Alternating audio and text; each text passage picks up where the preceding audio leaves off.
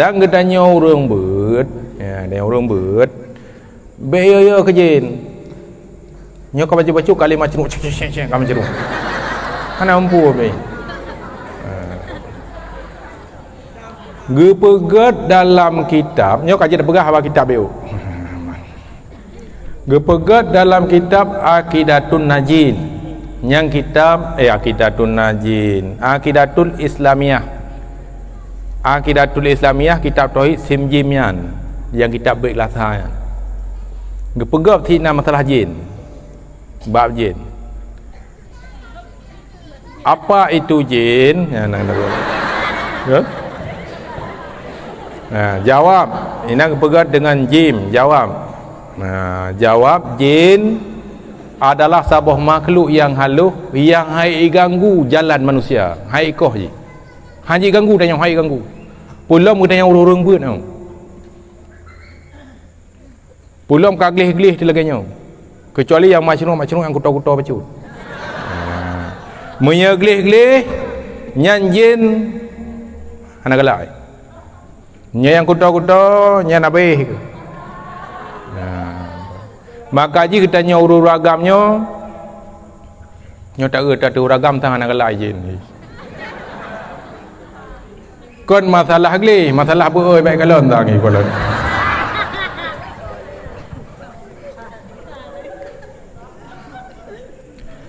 Karena adanya uragam rata-rata daya payah macam payang taih tinan tinggal temlai poh 12 tengah mengah berjaga tu.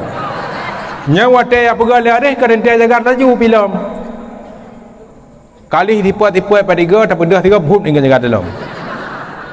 Tekedi yang peganya ke nari tapi jin yang peganya. Han jaga ada sih. Nyan jamo kabeh kap bantabah tubuh getanyo han sakit tu menyelam daya han kenang malaria menyelam daya insyaallah pakon kana jamuk lam daya ken jamuk malaria menang ke kirim rahmat Allah malahan ngan jikap dia jamuk lam daya nyan gelanto bekam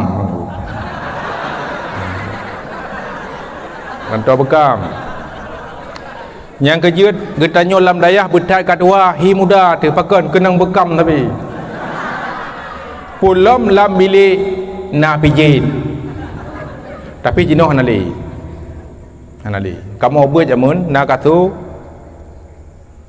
tiba lian 3 minggu 3 wate kamu kalau te katu kali panen pijin nyan punoh pijin bab ni katu karena pijin nyan dari tubuh roh memang pegot. Ya, tapi sehat ke bila Allah nak kena sakit. Ya. Pulom getanyo na gute.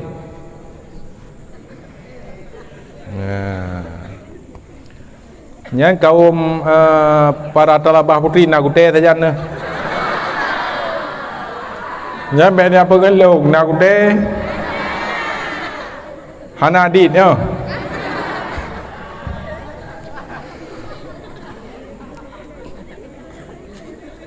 Hiban anak gute roh yan. Dua anak tapo kena. Modal dua anak tapo tapi dia kampung ni. Terus kena ke karame tu. Jadi offer je. Yang anak gute di kampung terus kena kamu gute. Nya kan? Nya. Angge makaji nya hana masalah ngan gute nyan bek na fikir kita nyo ngan dia beut nyan tabuh masalah kon nyan gute nya adalah suatu menyelesaikan masalah karena meya gute semakin lu semakin good dan darah kuto madum baik tarik je nya bangunai ngade